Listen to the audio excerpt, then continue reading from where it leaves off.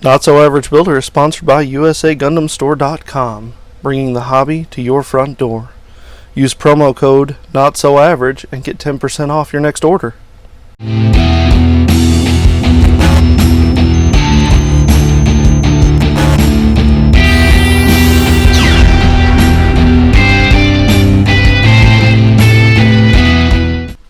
Hey guys, Tom here, and this is Not So Average Builder. And today we're going to work on resin upgrades. Now it doesn't directly deal with Gunpla, not in this aspect, but in many ways it's kind of the same thing. GW makes resin upgrade parts for their miniatures, and we're going to use some of those today. The same basic principles apply when cleaning up the mold lines and the mold release lines and all of those things on pretty much any resin. Now there are some instances where resin needs a little more cleanup, so like they're terrible molds, or they've been used so many times that they starting to seep through, the details kind of gone, then you're going to have a lot more cleanup. But in these, they're actually pretty good. Before we get into that though, I want to say thank you to a couple of cool individuals, Chris D and Fiddlesworth Frank, for being awesome people, and my current patrons. If you would like to become a patron, go to patreon.com/NotSoAverageBuilder, and there's multiple different ways you can do this. All proceeds that get donated towards that come back into the channel. What that does is that allows me to get different kits, different things to try, new things to try, stuff like that. I also want to take a second, if you like this video, make sure you give it a thumbs up. If you haven't already, please consider subscribing. Just hit the little button down below, and then ring the little bell that pops up next to it to be notified when another video like this lands. If you have any questions about this particular subject, drop a comment down below. I answer all my questions that get popped up on there, all the comments. But without further ado, let's jump right in. To do this, you will need your figure. I've already got the Resin Upgrade Pauldron for the Night Lords on there. This is one of my aspiring champions. My other one already looks like this. You can tell what the resin parts are because they are a completely different color than the styrene plastic that the actual kits themselves are. So we're going to work on the head. Now I want both of my aspiring champions to have the same head.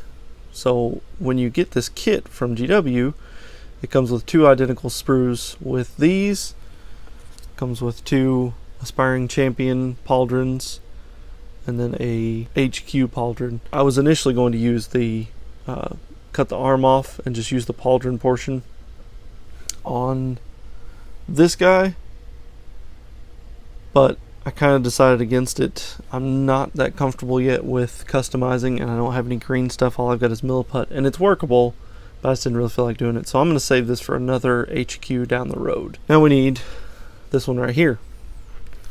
Now, unlike their regular sprues, move this stuff out of the way,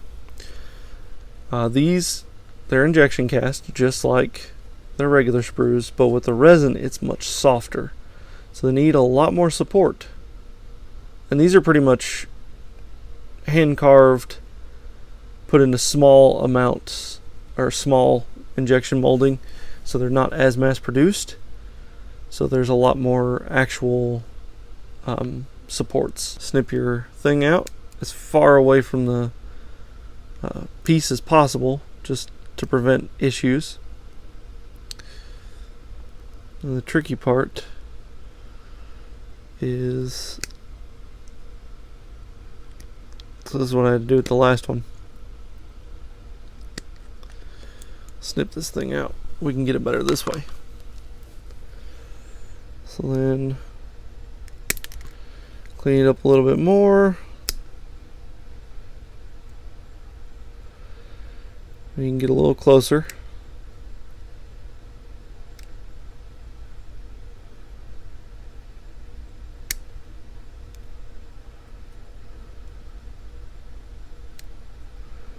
I think we're as close as I need to be. Now here comes the fun part. You need to be very, very careful,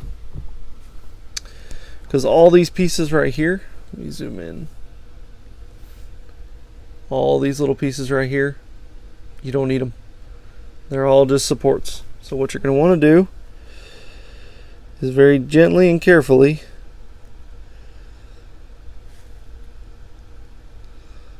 go down without cutting into everything else, and trim off some. Do the same thing with this side.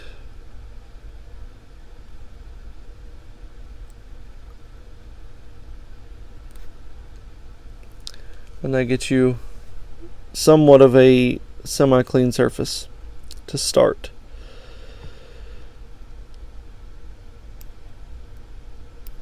Now it is important to also say that because resin is such a rough substance to cast, there is a ton of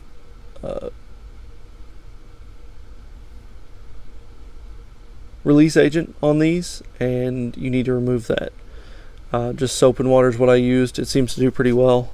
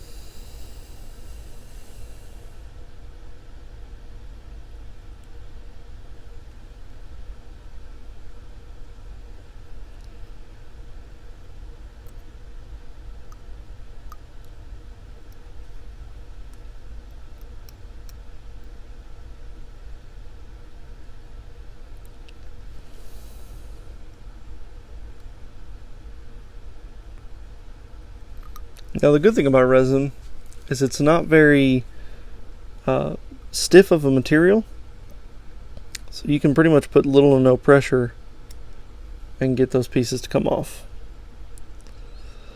So there's not as much of a chance of cutting yourself, but because you're still working with a knife, I'd always recommend to exercise caution as much as possible so you don't accidentally go to the hospital.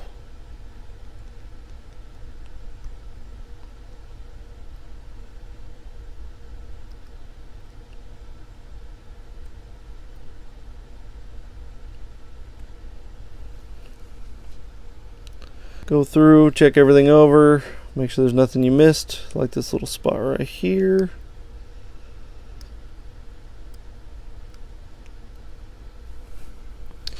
And these casts are actually in pretty decent shape. Sometimes they're not so much, and it's kind of a pain in the butt, and there's a ton of cleanup. But it is definitely not like the traditional castings from GW, where they're the polystyrene, because this resin you really have to clean it up to get it to look halfway decent, which isn't that bad. It just takes some time. Then I'm going to take a little bit of blue tack.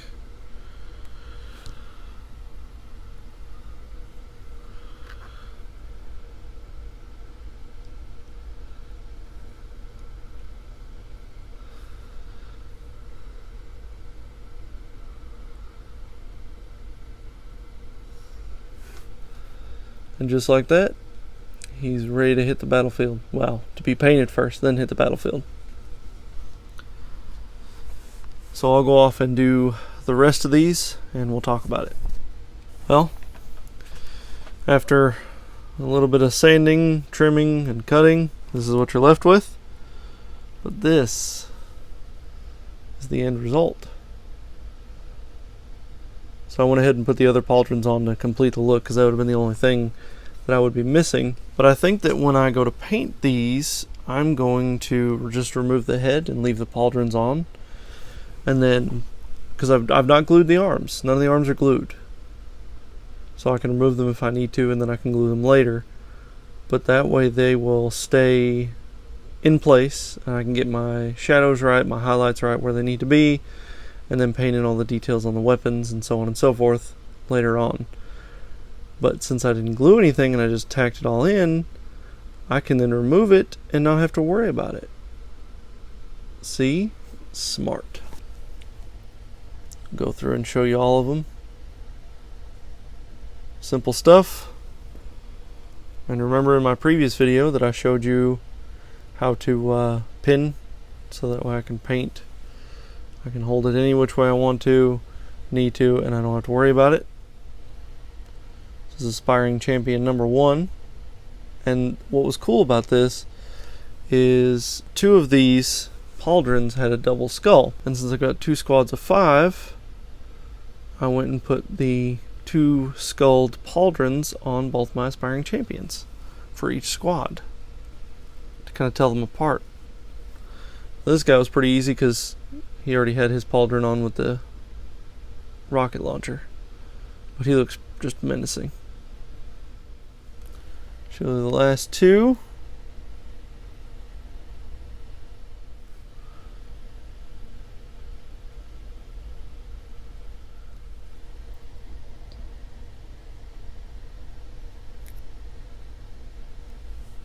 Alright, and just like that, a little bit of effort, a little bit of time, you two can add some resin upgrades to your kits and make them look that much better. See, I could have just went with called them Night Lords through the Night Lords decal on the pauldron on this side and called it done, but I wanted to make sure that at least one of my squads looked the part of the Night Lords. I mean, just if that thing's coming at you, you're terrified. Chainsword and all. That's my goal. I want to live up to the Night Lord's theme and the lore and kind of make them look menacing with paint. So that'll be the next video that you see for this. I want to thank everyone for watching. Have a wonderful day. Bye.